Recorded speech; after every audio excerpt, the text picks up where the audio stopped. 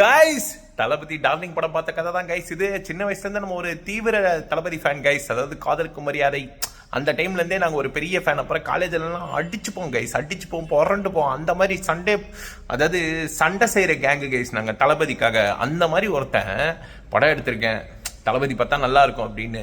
தளபதி பார்க்க ஒத்துக்கிட்டாரு கைஸ்.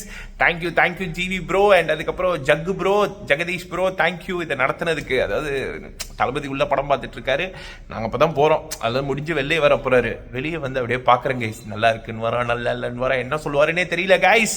பார்த்தா நல்லா இருக்கு அப்படின்னு கைஸ், அது போதும் கைஸ். அதுக்கப்புறம் அவர் பார்த்தாரு, அதுக்கப்புறம் ஜேசன் ப்ரோ பார்த்தாங்க, அதுக்கப்புறம் பாப்பா பார்த்தாங்க. எல்லாருமே பார்த்துட்டு வெரி ஹாப்பி கைஸ். எல்லாம் விழுந்து சிரிச்சிருக்காங்க கைஸ். இதுக்கு மேலே என்ன வேணும் கைஸ் ஒரு ஃபேனுக்கு? சின்ன வயசுலேருந்து ஃபேனாக இருக்கும். நம்ம ஒரு படம் பார்க்கறது மேட்டர் இல்லை கைஸ், அவரு நம்ம படத்தை பார்த்துட்டாரே கைஸ். அதுதான் இப்போவும் என்ன சொல்றேன்னா மோட்டிவேஷன் தான் கைஸ்.